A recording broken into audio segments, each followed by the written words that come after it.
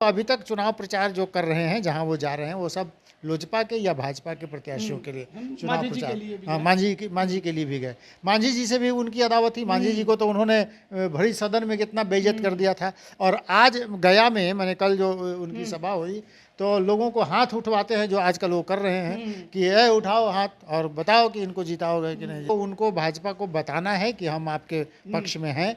और चिराग पासवान ने जो उनको पिछले विधानसभा चुनाव में जो उनको क्षति पहुंचाई थी, चिराग पासवान से अपने रिश्ते सुधार कर उस क्षति से भी वो एक बचना नई चाहते हैं। राजनीति की हाँ शुरुआत। हाँ, राजनीति एक की नई राजनीति की शुरुआत चिराग पासवान के साथ। बिल्कुल करना ही है। राजनीति करनी है तो कभी इसके साथ कभी उसके साथ, यानी अपनी गोटी कैसे लाल हो।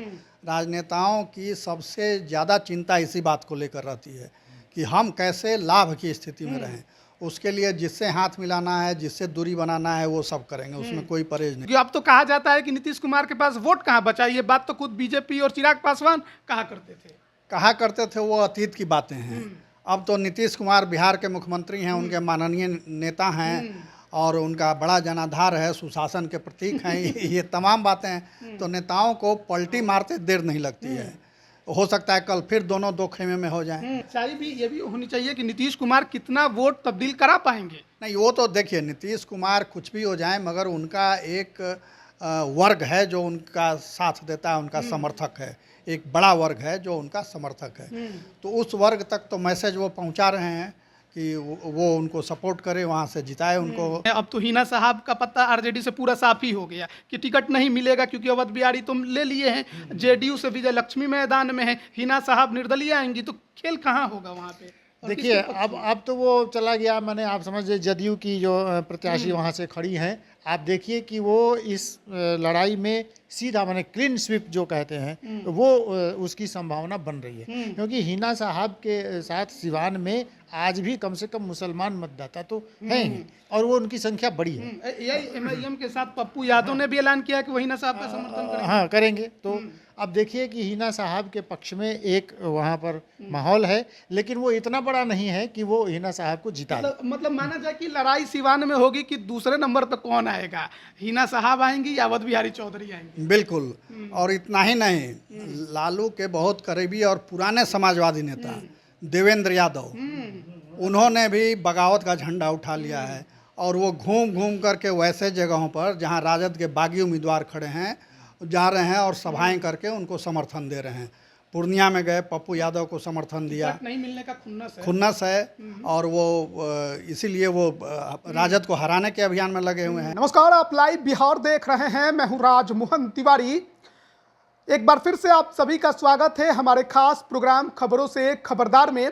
एक नज़र सुर्खियों पर डाल लेते हैं। देखिए, लोकसभा का चुनाव है तो राजनीतिक गतिविधियां तो हमेशा आपको देखने को मिलेगी, और बड़े बड़े नेताओं का बिहार दौरा इसमें लगातार देखने को मिल रहा है। आज उत्तर प्रदेश के मुख्यमंत्री योगी आदित्यनाथ ने बिहार में 2 जगह जनसभा को संबोधित किया, जिसमें नवादा में वो लालू यादव और तेजस्वी यादव पर जमकर निशाना साधते नजर आए, और विवेक ठाकुर को जिताने का उन्होंने वहां पर दम भरा है। इसके अलावा बात करें तो देश के प्रधानमंत्री नरेंद्र मोदी कल पूर्णिया और गया में आपको जनसभा को संबोधित करते नजर आएंगे। लंबे अरसे के बाद वो पूर्णिया में आपको दिखाई देंगे। और सबसे बड़ी बात यह है कि जिस प्रकार से पूर्णिया की लड़ाई मजेदार हो गई है पप्पू यादव, बीमा भारती और संतोष कुशवाहा में, ऐसे में बड़ा दिलचस्प है कि पीएम मोदी जब पूर्णिया में जाते हैं तो किस प्रकार से वोटरों को एनडीए उम्मीदवार के पक्ष में गोलबंद करने की कोशिश करते हैं। इसके अलावा अगर हम लालू यादव और आरजेडी की बात करें तो देखिए, जिस तरीके से सीटों पर उन्होंने उम्मीदवारों का चयन किया है, उसके बाद कई सीटों पर राजद के लिए मुश्किलें बढ़ गई हैं। बीते दिन सिवान में उन्होंने पूर्व विधानसभा के स्पीकर अवध बिहारी चौधरी को उम्मीदवार बनाया है। इसके अलावा कई सीटों पर हम विस्तार से चर्चा करेंगे कि क्या कुछ माहौल बन गया है, कहाँ नुकसान हो गया, कहाँ उससे फायदा भी दिखाई दे सकता है। इसके अलावा देखिए, चुनाव का समय है और तमाम राजनीतिक पार्टियां जो हैं उन्होंने घोषणा पत्र जारी किया है, जिसमें लोक लुभावन वादे किए गए हैं, और उसमें बताया गया है कि कैसे महिलाओं के लिए, शिक्षा के लिए, युवाओं के लिए, नौकरी की बात, फ्री बिजली की बात, बहुत कुछ देने की बात कही गई है। लेकिन जो मुद्दा हर किसी से जुड़ा हुआ है, चाहे बुजुर्ग हो, महिला हो, युवा हो, हर किसी से जुड़ा हुआ है, न्याय का मुद्दा, वो किसी के भी घोषणा पत्र में नहीं है। ऐसे में इस पर भी विचार करना जरूरी है। लेकिन आज जमुई में भी एक बड़ा दिलचस्प नज़ारा देखने को मिला है, जब चिराग पासवान के जीजा अरुण भारती के लिए वोट मांगने नीतीश कुमार पहुंचे। चिराग पासवान, नीतीश कुमार आज एक माले में नजर आए। वो दुश्मनी जो बीते कई सालों से लगातार देखने को मिल रही थी, चिराग के एनडीए में आने के बाद कम हुई है, और अब चिराग पासवान के उम्मीदवारों को जिताने के लिए नीतीश कुमार खुद जनसभा को संबोधित कर रहे हैं। तो ऐसे में देखना होगा कि ये कितना फायदा चिराग पासवान को, उनकी पार्टी को पहुंचाता है। विस्तार से इस पर चर्चा करने के लिए हमारे साथ दो वरिष्ठ पत्रकार मौजूद हैं। बाएं तरफ रवि रंजन जी हैं, दाएं तरफ प्रवीण बागी जी हैं। सबसे पहले सवाल की शुरुआत हम लालू यादव से करेंगे। जिस प्रकार से उन्होंने इस बार चुनाव में उम्मीदवारों का चयन किया है, कैसे देख रहे हैं? अब तो सिवान का भी उन्होंने डिक्लेयर कर दिया, अवध बिहारी चौधरी उम्मीदवार बन गए। हाँ, ये तो पहले से उम्मीद की जा रही थी कि अवध बिहारी चौधरी को वहाँ से राजद अपना उम्मीदवार बनाएगी, मगर अब तक वो इंतजार में थे कि हिना साहब की ओर से कोई मैसेज आवे तो उनको उम्मीदवार घोषित किया जाए। मगर हिना साहब ने पहले ही कह दिया था कि वो निर्दलीय लड़ेंगी और राजद से अब उनका कोई नाता रिश्ता नहीं है, तो वो उन्होंने अप्रोच नहीं किया। अंततः राजद को टिकट, राजद ने अवध बिहारी चौधरी को वहाँ टिकट दे दिया। और राजद ने सिर्फ इतना ही नहीं किया, राजद ने कई तरह की समस्याएं खड़ी कर ली हैं। जो टिकट वितरण उनके यहाँ हुआ है, उससे पार्टी की सफलताएं संदिग्ध हो गई हैं। कितने सीटों पर विजय मिलेगी, ये बड़ा कठिन सवाल हो गया है, क्योंकि पार्टी के अंदर बहुत उबाल है, बहुत विरोध है और कार्यकर्ताओं में आक्रोश है जिस तरह से टिकट वितरण किया गया है। आप देख लीजिए नवादा में जो पार्टी की विधायक हैं, दो विधायक, एक प्रियदर्शन हैं, एक विभा देवी हैं, वो दोनों पार्टी उम्मीदवार को छोड़ करके निर्दलीय जो हैं विनोद यादव, उनके साथ काम कर रही हैं, उनको विजयी बनाने के लिए लगी हुई हैं। उसी तरह पूर्णिया में आप देख लीजिए, पूर्णिया में पार्टी की प्रत्याशी हैं बीमा भारती, तो बीमा भारती के बजाय राजद के काफ़ी संख्या में कार्यकर्ता लगे हुए हैं पप्पू यादव के साथ, उनको जिताने के लिए काम कर रहे हैं। उसी प्रकार आप देख लीजिए झंझारपुर में जिस तरह से टिकट अभी वितरण हुआ, वो टिकट दिया गया वीआईपी के द्वारा। हाँ, वीआईपी ने सुमन महासेठ को दे दिया, और वहाँ गुलाब यादव को पहले आश्वासन मिल चुका था कि आपको उम्मीदवार बनाया जाएगा। वो रोड शो वगैरह सब कर रहे थे, प्रचार कर रहे थे, और अब टिकट दे दिया तीसरे को। ये लालू प्रसाद के कहने पर हुआ। तो वहाँ भी गुलाब यादव जो हैं वो निर्दलीय लड़ रहे हैं और राजद के लिए मुसीबत, माने महागठबंधन के लिए मुसीबत बन गए हैं। फिर औरंगाबाद देख लीजिए आप, औरंगाबाद में टिकट दे दिया गया अभय कुशवाहा को। तो अभय कुशवाहा जो हैं वो वहाँ से बहुत परिचित नहीं हैं उस क्षेत्र से, तो वहाँ कांग्रेस से निखिल कुमार का पक्का माना जा रहा था कि निखिल कुमार पहले भी लड़े हैं, इस बार भी लड़ेंगे। तो कांग्रेस उम्मीद लगाए बैठी थी, मगर वो सीट ही छीन ली गई कांग्रेस से। तो अब जो कांग्रेस के कार्यकर्ता हैं वो बीजेपी के साथ घूम रहे हैं, राजद के उम्मीदवार को सपोर्ट नहीं कर रहे हैं। अभी तेजस्वी यादव ने वहाँ सभा की औरंगाबाद में, कांग्रेस का कोई एक नेता उनके साथ मंच पर नहीं था। तो ये स्थिति है, पूरी तरह विद्रोह की स्थिति हो गई है। कांग्रेस ने एकदम वहाँ से मना कर दिया है कि राजद के साथ कोई रिश्ता नहीं रखेंगे हम। तो ये स्थिति है, ये माने जो सामने आई है। हो सकता है दूसरे जगहों पर भी ये स्थिति हो। अभी देखिए कि कल ही घोषणा हुई सिवान के सीट की, तो सिवान में क्या सीन बनता है, क्योंकि वहाँ राजद का मतलब ही शहाबुद्दीन थे। तो शहाबुद्दीन की पत्नी जब वहाँ लड़ रही हैं, तो राजद के उम्मीदवार के साथ कार्यकर्ता जाएंगे या शहाबुद्दीन की पत्नी के साथ जाएंगे, ये दुविधा है। तो अब 2-4 दिनों में वो स्पष्ट हो जाएगा कि क्या सीन वहाँ बनता है, राजद के कार्यकर्ता किसका साथ देते हैं। इसके अलावा हिस्सेदारी को लेकर मुसलमान तो नाराज हैं, मुसलमान नाराज हैं कि आप कहते हैं कि जिसकी जितनी आबादी उसकी उतनी हिस्सेदारी। तो आबादी के हिसाब से यादव के लगभग बराबर ही हैं मुस्लिम। मगर आप देख लीजिए कि 8 यादवों को टिकट दिया गया और मुस्लिमों को कितना दिया गया। तो याद सिर्फ राजद नहीं दूसरे दलों ने भी यही किया है, हकमारी की है। तो ये एक पॉपुलर नारा होता है कि जनता को भरमाइए, भटकाइए, गुमराह कीजिए और वोट लीजिए। और जब हकीकत में उस पर अमल करने की बात आती है तो वो अपने हिसाब से उसको तोड़ मरोड़ देते हैं।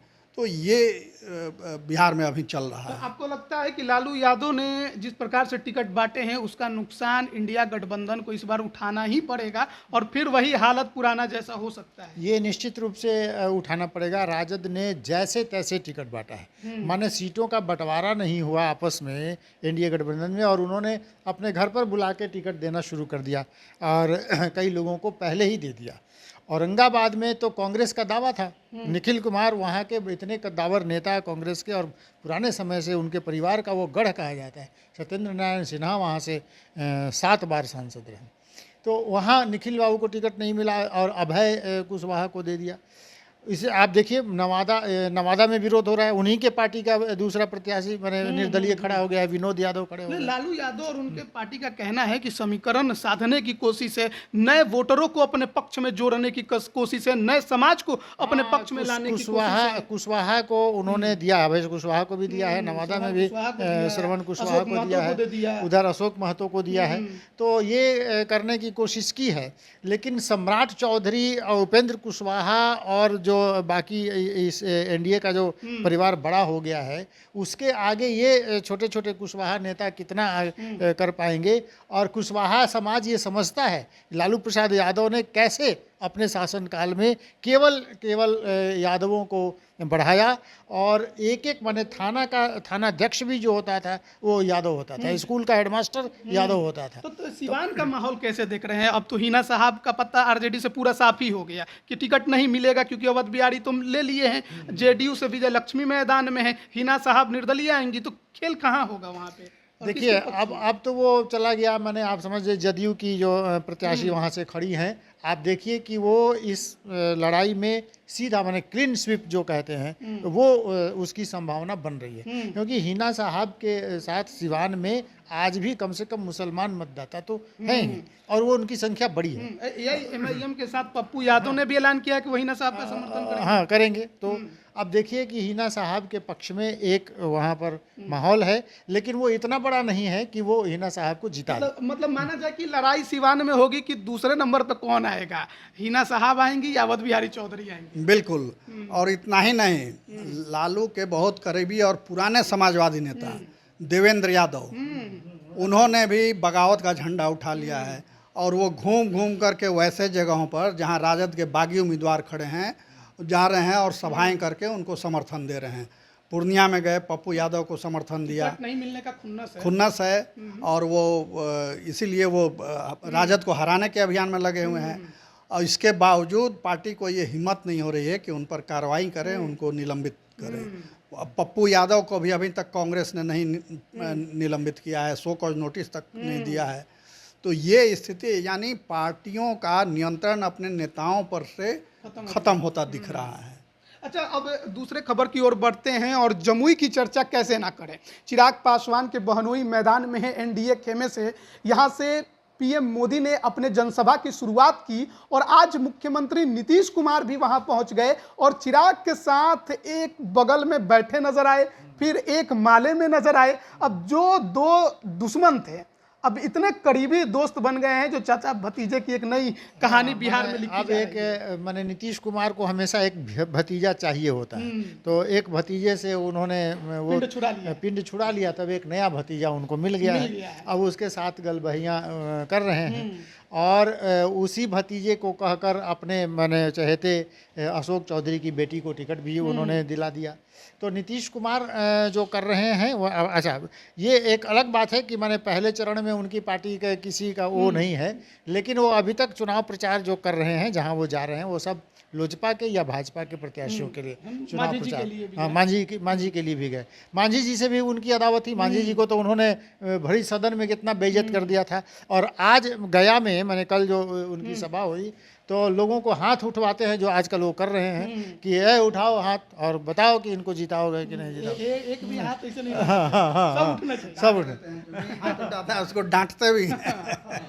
तो ये सवाल है कि नीतीश कुमार को दो चीज़ें करनी है। एक तो उनको भाजपा को बताना है कि हम आपके पक्ष में हैं, और चिराग पासवान ने जो उनको पिछले विधानसभा चुनाव में जो उनको क्षति पहुंचाई थी, चिराग पासवान से अपने रिश्ते सुधार कर उस क्षति से भी वो एक बचना नई चाहते राजनीति की हैं। हाँ शुरुआत। हाँ, राजनीति एक नई राजनीति की शुरुआत चिराग पासवान के साथ। बिल्कुल करना ही है, राजनीति करनी है तो कभी इसके साथ कभी उसके साथ, यानी अपनी गोटी कैसे लाल हो।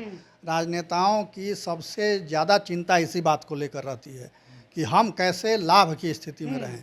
उसके लिए जिससे हाथ मिलाना है, जिससे दूरी बनाना है, वो सब करेंगे, उसमें कोई परहेज नहीं। लेकिन सवाल है कि नीतीश कुमार के इस जनसभा से कितना लाभ हुआ चिराग पासवान को और उनके उम्मीदवार को, क्योंकि अब तो कहा जाता है कि नीतीश कुमार के पास वोट कहाँ बचा। ये बात तो खुद बीजेपी और चिराग पासवान कहा करते थे। वो अतीत की बातें हैं।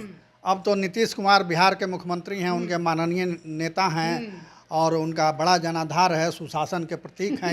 ये तमाम बातें हैं, तो नेताओं को पलटी मारते देर नहीं लगती है। हो सकता है कल फिर दोनों दो खेमे में हो जाएं, तो मगर आज वो साथ हैं और पूरे तन मन से लगे हुए हैं कि कैसे। सच्चाई भी ये भी होनी चाहिए कि नीतीश कुमार कितना वोट तब्दील करा पाएंगे। नहीं, वो तो देखिए, नीतीश कुमार कुछ भी हो जाए मगर उनका एक वर्ग है जो उनका साथ देता है, उनका समर्थक है। एक बड़ा वर्ग है जो उनका समर्थक है। तो उस वर्ग तक तो मैसेज वो पहुंचा रहे हैं कि वो उनको सपोर्ट करे, वहाँ से जिताए उनको। ये और मगर ये बात ज़रूर नोट करने लायक है कि 17 साल से वो मुख्यमंत्री हैं। 17 में 1 साल मान लीजिए उनका हटा दीजिए, जीतन राम मांझी जी का, तो 16 साल से हैं। इसके बावजूद वो अपनी उपलब्धियां कम गिनाते हैं और राजद के जंगल राज का भय ज़्यादा दिखाते हैं। यही एनडीए के तमाम नेता कर रहे हैं। बीजेपी के नेता भी 10 साल से देश में शासन है, तो अपनी उपलब्धियां के बजाय बिहार में वो लालू का आतंक ज़्यादा दिखलाते हैं। तो इसका मतलब ये है कि आपको अपने ऊपर खुद भरोसा नहीं है कि आपकी उपलब्धियों से जनता आपके साथ आएगी और आपको वोट करेगी, इसलिए डर दिखाओ और डर दिखा के वोट लो। तो ये एक अजीब सी राजनीति चल रही है। चलिए अब इसके आगे बढ़ते हैं और जिस न्याय के बारे में हमने चर्चा किया था उस पर बात कर लेते हैं। जिस तरीके से तमाम पार्टियों के मैनिफेस्टो को अगर आप देखिएगा तो कई लोक लुभावन वादे किए गए हैं। राजद ने अपना घोषणा पत्र जारी कर दिया जिसे परिवर्तन पत्र नाम दिया है, और उसमें 24 वादे कर दिए जिसे पूरा करने के लिए छीछा लेदर ही हुआ है उसका कि आप इसे लागू कैसे कीजिएगा जब आपको प्रधानमंत्री ही नहीं बनना है। कांग्रेस ने भी जारी किया, माले का भी आया और बीजेपी ने भी अपना संकल्प पत्र जारी कर दिया, लेकिन किसी के भी इस घोषणा पत्र में न्याय के संबंध में कुछ नहीं कहा गया, जिसकी जरूरत समाज के हर वर्ग को है। इस पर क्या राय है आपकी, क्योंकि बहुत जरूरी बात है ये। देखिए, उस पर चर्चा करेंगे मगर उसके पहले एक और बात याद आ गई। कल प्रधानमंत्री का दौरा है, पूर्णिया में सभा है उनकी, तो वहाँ के नागरिकों ने एक खुला पत्र जारी किया है प्रधानमंत्री के नाम कि प्रधानमंत्री जी आपसे कुछ नहीं चाहिए, सिर्फ आप यहाँ के हवाई अड्डा को चालू करने की घोषणा कर दें, क्योंकि 8 वर्षों से ये मामला लंबित है, थोड़े से ज़मीन के लिए लंबित है और उसमें बिहार सरकार की पूरी लापरवाही रही है। बिहार सरकार ने उसको टाल मटोल करके मामले को लटकाए रखा है। केंद्र सरकार ने भी उसमें जितनी दिलचस्पी लेनी चाहिए उतनी नहीं ली है, इसके चलते वो मामला लटका हुआ है। उसके पीछे लोग बताते हैं कि राजनीतिक कारण है। एम्स को भी पहले वहाँ बनने की बात थी मगर वो चला गया दरभंगा। हवाई अड्डा भी वहाँ तैयार होना था मगर वो भी चला गया दरभंगा। तो ये सशक्त लीडरशिप के अभाव के कारण पूर्णिया को ये दंश झेलना पड़ रहा है। तो वहाँ के नागरिक 1 साल से आंदोलन चला रहे हैं हवाई अड्डा के लिए। तो उन लोगों ने एक खुला पत्र जारी किया है कि प्रधानमंत्री जी आप अपनी सभा में इसकी घोषणा जरूर करें कि जब फिर अगली सरकार बनेगी तो सबसे पहले प्राथमिकता के आधार पर इस हवाई अड्डे का काम शुरू कराया जाएगा। तो ये हो गया। दूसरी बात जो न्याय की बात है, तो ये एक बड़ा माने अजीबोगरीब स्थिति है, किसी का इसकी ओर ध्यान नहीं जाता है।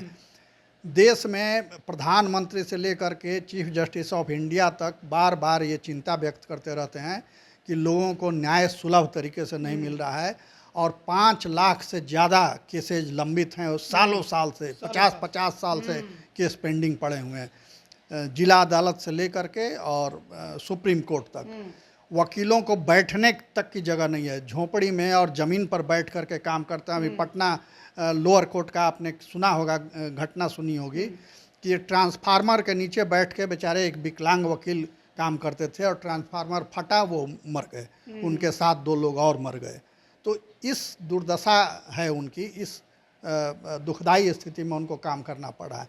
जज पर्याप्त नहीं है, कोर्ट पर्याप्त नहीं है, इसलिए सुनवाई नहीं हो पाती, मामले लटके हुए हैं। दूसरी ओर नेताओं के मामले तुरंत सुन लिए जाते हैं। आप ताज़ा मामला अरविंद केजरीवाल का देख लीजिए, अभी मुश्किल से 15-20 दिन हुए जेल गए हुए उनको, और लगातार 4 बार 5 बार उनके मामले की सुनवाई हो गई। और आम आदमी का 50-50 साल से केस पेंडिंग पड़ा हुआ है, कोई सुनवाई नहीं होती है। तो 5 लाख मामले लंबित हैं, यानी एक केस से 20 आदमी को जोड़ लीजिए कि जुड़े हुए होंगे, तो आप समझ लीजिए कि कितनी संख्या हो जाती है। इतनी बड़ी आबादी है, मगर उसके बारे में किसी पार्टी ने कोई घोषणा पत्र में उल्लेख नहीं किया है कि वो शासन में आएंगे तो सुगम और सुलभ न्याय की व्यवस्था करेंगे। गरीब आदमी तो ऐसे ही केस हार जाता है, क्योंकि वो अपने पैसा देने के हिसाब से वकील करता है कि जिसको वो फीस दे सके। मगर दूसरी ओर जो बड़े नामी गिरामी वकील हैं, चेहरे हैं, जो लाखों करोड़ों रुपए फीस लेते हैं एक हियरिंग के, तो वो खड़ा होते हैं तो जज भी उनसे प्रभावित होते हैं, उनकी बात पहले सुनी जाती है, और बेचारे छोटे वकील की, नए वकील की कोई वहाँ सुनता नहीं है। तो ये न्यायपालिका में जड़ता की स्थिति है। और इस देश में 70-75 साल में बहुत बदलाव हुए, मगर न्यायपालिका पूरी व्यवस्था एक ऐसी जगह है जहां बदलाव नगण्य हुए। वो अभी भी उपनिवेश काल के, अंग्रेजों के शासन काल की प्रतीक बनी हुई है भारतीय न्यायपालिका।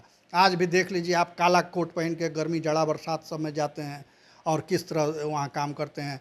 छुट्टियाँ होती हैं, लंबी लंबी छुट्टियाँ, गर्मी की छुट्टी, जाड़े की छुट्टी और कौन सी छुट्टी, जबकि सारे देश में लोग काम करते रहते हैं, उस समय छुट्टियाँ उनकी होती हैं। तो ये इस व्यवस्था को बदलने के लिए किसी को चिंता नहीं है, कोई सोच ही नहीं रहा है इस पर। ये बड़ी दुखदाई स्थिति है। आप कैसे देखते हैं ये जो न्याय व्यवस्था है, इसे न्याय कहा जाए या अन्याय व्यवस्था? नहीं, न्याय व्यवस्था की हालत कितनी खराब है, 3 चीज़ें आप समझिए। एक तो देश की राष्ट्रपति द्रौपदी मुर्मू ने अपने पद ग्रहण करने के कुछ ही दिन के बाद जजों की और वकीलों की एक सभा को संबोधित करते हुए यह चिंता जाहिर की थी, और उन्होंने कहा था कि किस तरह से छोटे छोटे झगड़ों में लोगों को वर्षों वर्षों तक माने जेल में बंद करके रखा गया है। द्रौपदी मुर्मू ने चीफ जस्टिस ऑफ इंडिया को माने उन सबको संकेत दिया कि कृपया इसे देखिए कि कैसे लोगों के बर्तन तक बिक जा रहे हैं अपने आदमी को छुड़ाने में, और वो नहीं हो रहा।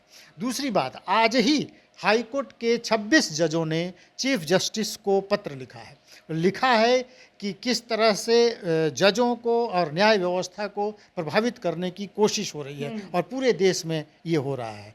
तीसरी महत्वपूर्ण बात है कि चीफ जस्टिस ऑफ इंडिया ने खुद सुप्रीम कोर्ट में उन्होंने जूनियर वकीलों को खड़ा देखा तो उन्होंने कहा कि अभी तत्काल इनके लिए स्टूल की व्यवस्था करिए, क्योंकि वो उनके सीनियर आगे बैठे रहते हैं और वो जूनियर फाइल और मोटे मोटे फाइल लेकर घंटों खड़े रहते हैं। तो चीफ जस्टिस ने कहा कि स्टूल मंगाइए, स्टूल आया, फिर वो खुद बैठे, उस पर बैठ कर उन्होंने देखा कि ये कंफर्टेबल है कि नहीं है, और तब वहाँ कार्रवाई शुरू हुई। चीफ जस्टिस ऑफ इंडिया अभी जो इस बीच में उन्होंने हाईकोर्ट के जजों को ये कहा है, अभी ये 3 दिन पहले की बात है, कि बेवजह मामलों को लंबित करके गवाही हो गई है और उस पर आप फैसले नहीं सुना रहे हैं, फैसलों को आप रख लेते हैं। तो कई बार तो ऐसा होता है कि गवाह ने क्या कहा था जजों को यह भी याद नहीं रहता। तो इन चीज़ों को बंद होना चाहिए, चीफ जस्टिस ऑफ इंडिया कह रहे हैं। ये हाल के 2 से 3 दिनों में ये हुआ। तो ये चिंता राष्ट्रपति से लेके चीफ जस्टिस ऑफ इंडिया तक की है कि एकमात्र ये जगह है जहाँ पर लोगों को न्याय व्यवस्था पर भरोसा है, जजों पर भरोसा है, हाईकोर्ट पर भरोसा है। लोग बड़ी उम्मीद से जाते हैं कि वहाँ, और वहाँ पर उनको निराशा हाथ लगती है। आप सोच सकते हैं कि गरीबों को, दलितों को, शोषितों को न्याय मिलने में देरी होती है, और जो लोग सामर्थ्यवान हैं उनको तुरंत ये हो जाता है। ये व्यवस्था बदलनी चाहिए। और इसकी चिंता जब खुद राष्ट्रपति कर रही हैं, चीफ जस्टिस ऑफ इंडिया कर रहे हैं, तो ये नहीं, राष्ट्रपति कर रहे हैं, चीफ जस्टिस ऑफ इंडिया कर रहे हैं, लेकिन सरकार तो कर ही नहीं रही है। अगर करती तो घोषणा पत्र में जगह देती। प्रधानमंत्री तो भाषण दे रहे हैं, मगर भाजपा के चुनाव घोषणा पत्र में वो नदारत है, कोई उल्लेख ही नहीं है। ये बहुत दुर्भाग्यपूर्ण स्थिति है। बहुत दुर्भाग्यपूर्ण स्थिति है। तो देखिए, जिस तरीके के हालात हैं और जिस तरीके के अभी व्यवस्था है, उसमें न्याय सबसे ज़्यादा जरूरी है। और ये किसी जात पात की बात नहीं है, क्योंकि सबके लिए है, लेकिन इस पर किसी का ध्यान नहीं है। अब सवाल है कि कौन ध्यान देगा, कौन इसे सुधारेगा। लेकिन हर किसी की नज़र तो लोकसभा चुनाव पर अभी टिकी हुई है। कहाँ से कौन जीत रहा है, कहाँ से कौन हार रहा है। घोषणा पत्र में लोक लुभावन वादा सबसे ज़्यादा किसने किया, फ्री में कौन सामान देने की बात कर रहा है, कौन शिक्षा मुफ्त करने की बात कर रहा है, नौकरी देने की कौन बात कर रहा है। हालांकि जिसके पास कुछ नहीं है वो सारी बातें कर रहा है, जिसके पास देने को कुछ है वो जरूरी बातें नहीं कर रहा है। तो इन सब पर सब जनता को नज़र गौर से रखनी चाहिए और उस हिसाब से ही वोटिंग अपनी करनी चाहिए। मतदान व्यवहार उसका अधिकार है, वही अपना फैसला लेगा। लेकिन देखिए, और भी जो राजनीतिक गतिविधियां बिहार में घटी उसके बारे में हमने चर्चा की, और कल जो होने वाली है उस पर भी हमने बात की। आप इस पर क्या राय रखते हैं, कमेंट करके जरूर बताएं। आप सभी का बहुत बहुत धन्यवाद। लाइव बिहार यूट्यूब पर सब्सक्राइब और फेसबुक पर लाइक जरूर करें।